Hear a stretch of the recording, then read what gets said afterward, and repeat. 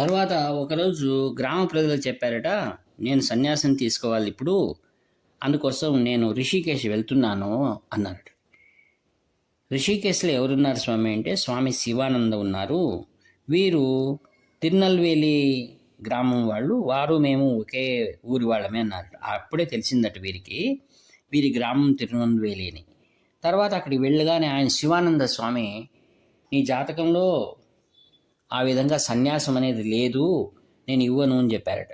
సరే అని ఏమి నిరుత్సాహపడకుండా వచ్చేసారట. ఆశ్చర్యం ఏమిటంటే, ఒకసారి కాంచి పరమాచార్య స్వాముల వారు తిరుచినాపల్లిలో క్యాంప్ ఉన్నారు. అప్పుడు శ్రీవారి దగ్గరికి వెళ్ళారట. వెళ్ళి స్వామివారి సాష్టాంగ దండ ప్రణామం చేసి, నాకు ఈ విధంగా సన్యాసం తీసుకోవాలని ఉంది, మరి నాకు సన్యాసం ఇవ్వనని చెప్తున్నారు, నా జాతకం లేదని, నేనేం చేయాలి, దయచేసి నన్ను అనుగ్రహించండి. స్వాముల వారు అన్నారు, మీరు ఆపత్ సన్యాసం తీసుకోవచ్చు అని. దానికి ఎవరు సన్యాసులు యతీశ్వరులు అవసరం లేదు, మీ ఊళ్ళో వైదికులు ఎవరైనా ఉంటే వైదికుల ద్వారా మీరు తీసుకోవచ్చు అన్నారట. ఆ తర్వాత ఈయన పిన్నివాసులో ఉన్న నట్యేష్ దీక్షలు అనేవారు ఉన్నారు. వారిని పిలిపించి అనేకమైన హోమములు, యజ్ఞములు, యాగములు జరిపించి వైదిక ధర్మం ప్రకారం ఈయన సన్యాసం తీసుకున్నారట. సన్యాసం తీసుకుని గ్రామ ప్రజలందరితో కూడా ప్రతిరోజు అనేకమైన సత్సంగాలు చేసేటువంటి వారట. ఒకరోజు వీరు గ్రామ ప్రజలను పిలిచి, వారు ఎక్కడైతే తనకు స్థలం ఇస్తామని చెప్పారే అక్కడికి వెళ్ళి వారిని అందరినీ ఒక సున్నము తీసుకుని ఈ ప్రదేశంలో ఇలా సమాధి కట్టాలి అని వారందరికీ కూడా ఆ స్థలంలో ఎలా కట్టాలి ఏమి అనేక విషయాలు చెప్పారట. అప్పుడు అందరూ వారు చెప్పిన ప్రకారం చేస్తామన్నారట. అప్పుడు స్వామి అన్నారట, ఎవరు కూడా ఇక్కడ గట్టి అయిన ఒక బృందావనం అలాంటిది పెట్టకూడదు, కేవలం మట్టితో చేసింది మాత్రం చేయండి అని చెప్పారట. స్వాములు వారు చెప్పినట్టే మేము చేస్తామని, తర్వాత ప్రతి సంవత్సరం కూడా దీనికి సున్నం పూయండి. అయితే అక్కడ ఉన్నవారు అడిగారట, మీ సమాధి పైన శాలిగ్రామం పెట్టవలన లేక తులసి బృందావనం పెట్టాలని అని అడిగారట. అప్పుడు స్వామివారు అన్నారు, రెండు ఒకటే, అయితే ఒక లింగాన్ని పెట్టండి. మరి ఎక్కడి నుంచి తీసుకురావాలి శాలిగ్రామము అంటే, మీరు అక్కడే మట్టితోనే ఇసుకతోనే ఒక శివలింగం మాదిరి చేసి సమాధి పైన పెట్టండి, అన్నీ అవే జరుగుతాయన్నారట. తర్వాత 1944 ఆ ప్రాంతంలో వీరేం చేశారట, ఒక సమాధి దీన్ని కట్టడానికి ఏర్పాటు చేశారట. ఏర్పాటు చేసి అన్ని ఏర్పాట్లు అయిన తర్వాత ఒకరోజు ఆయన అందరూ ఎవరు లేని సందర్భంలో వేకువజామునే అక్కడ వెళ్ళి చిన్న గుంత చేసుకొని ఆ ప్రదేశంలో దాంట్లో ఆయన పద్మాసనం వేసుకొని ధ్యానంలోనే సిద్ధి పొందారట. అందరూ గ్రామ ప్రజలందరూ వచ్చి ఎంతో భక్తిగా వారు చెప్పినట్లుగానే ఆ యొక్క సమాధిని నిర్మాణం చేశారట. తర్వాత ప్రతి సంవత్సరం కూడా దానికి సున్నం పూసి యథాప్రకారం పూజలు చేస్తూ ఉండేవారట. తర్వాత ఆ ఇసుక లింగం అలా కరిగిపోతుందని తెలిసి ఏం చేశారు, ఒకరికి స్వప్నంలో కనపడి, ఇప్పుడు కావాలంటే మీరు ఒక లింగం పెట్టవచ్చు, మీకు వస్తుంది మీ దగ్గరికి అన్నారట. ఆశ్చర్యకరంగా కాశీ నుండి ఒక వ్యక్తి వచ్చి ఒక శివలింగాన్ని ఇచ్చారట. దాన్ని 2002లో ఆ ఊరి గ్రామ ప్రజలు ఎంతో భక్తిగా ఆ సున్నం పోసి గోడలు కట్టారు కదా, ఆ మట్టి ప్రదేశం దాన్ని శివలింగం దగ్గరనే ఈ శివలింగాన్ని ప్రతిష్ఠ చేశారట. వీరు జీవించి ఉన్న కాలంలో 1940లో జరిగినటువంటి ఒక సంభవం. అదేంటంటే, వీరికి చాలా రోజులుగా అనారోగ్యం ఉండేదట. అందుకోసం వీరికి ఇట్లా అనారోగ్యం వచ్చింది కదా అని స్వాముల వారిని, స్వామి మీ జ్యోతిష్యం చెప్పేవారిని అడుగుతాను, మీ జాతకం ఇవ్వండి అనగానే ఆయన తన సంచిలో ఉన్న జాతకం ఇచ్చారట.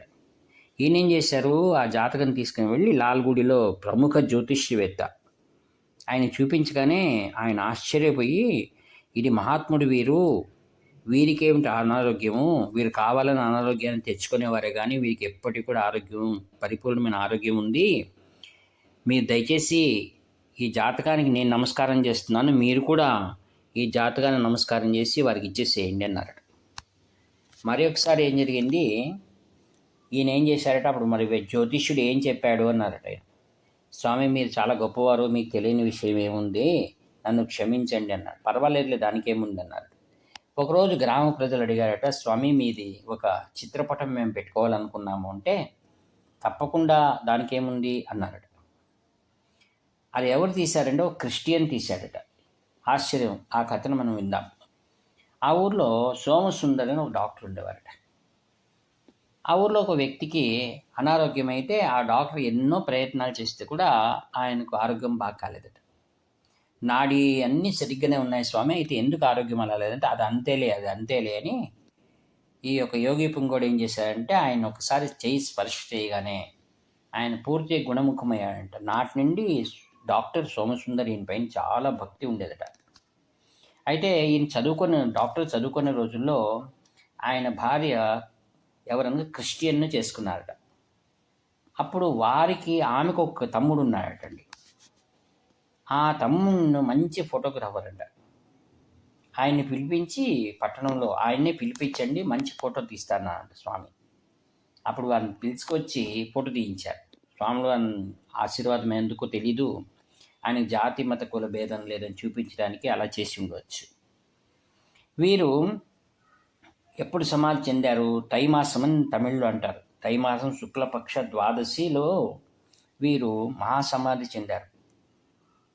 ఆ సమాధి చెందిన తర్వాత నాటి నుండి నేటి వరకు ప్రతి సంవత్సరం కూడా విభూతితో అభిషేకం చేయండి అని వారు చెప్పారట యోగి. అందుకని ఆ శివలింగానికి విభూతితో అభిషేకం చేసి ఆ విభూతిని ఒక సంవత్సరం పాటు అలా పెట్టుకొని వచ్చిన వారందరికీ, గ్రామంలో ఉండే వారందరికీ కూడా ఏదైనా అనారోగ్యాలు వస్తే, చిన్నపాటివి ఏవైనా అవి మామూలే, అయితే ఏదైనా వస్తే ఈ విభూతి తీసుకొని వారందరూ దాన్ని విభూతిని అలుముకుంటారట. మరొకసారి ఆయన ఇప్పటికే ఉన్నారు అని చూపించడానికి ఒక నిదర్శనం ఏమైందంటే, ఆ ఊర్లో ఉన్నటువంటి ఒక ఆమె ఉదయాన్నే పనికి వెళ్ళి రాత్రి చాలా ఆలస్యంగా వస్తుందట.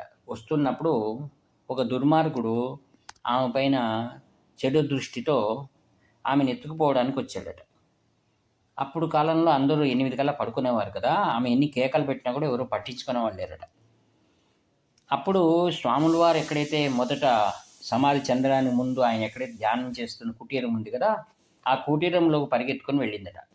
ఆశ్చర్యం, ఆ యొక్క దుర్మార్గుడు ఇక్కడ ఎవరు లేరు కదా అని వస్తూ ఉంటే ఆ కుటీరం నుంచి ఎవరో వ్యక్తి, అంటే ఈ స్వామిని బయటకు వచ్చి బాగా తన్ని దూరం పారేశాడట. అలా బయటపడ్డవాడు తెల్లవారి వరకు కూడా మూర్ఛులని పడి ఉన్నాడట. గ్రామ ప్రజలంతా వచ్చి వీడు ఇక్కడేందుకు పడి ఉన్నాడు అని చూస్తే అప్పుడు ఆమె తన మర్యాద కోసం చెప్పిందట, వీడు నన్ను వెంబడించాడు, అయితే ఒక వ్యక్తి ఈ కుటీరం నుంచి వచ్చి ఆయన్ను బాగా తల బాదినాడు, అలా పడిపోయాడంటే ఇది నమ్మశక్యమా అని అన్నారట. స్వామి అస్సలు లేరు, ఇక్కడ ఎవరుంటారు, రాత్రిపూట నువ్వు చెప్పే కట్టు కథలు ఎవరు నమ్ముతారంటే, అప్పుడు అక్కడ ఉన్నటువంటి ఒక చిన్న పటం ఉండిందట సమాధి దగ్గర, అది చూపించి వీరే వచ్చారు నా కళ్ళారా నేను చూశానన్నారట. అందుకే ఆ గ్రామ ప్రజలు నేటికి కూడా ఆయన సజీవంగానే ఉన్నారు, భక్తులను రక్షిస్తున్నారని. ఇవన్నీ మనకు పరంపరంగా వస్తుంటాయి.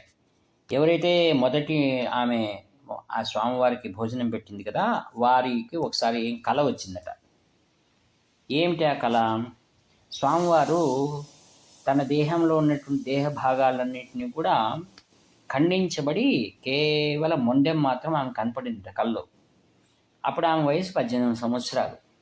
ఎందుకు ఇలా వచ్చిందో అని ఆశ్చర్యపడుతూ తన చిన్నాన్నగారితో చెప్పిందట.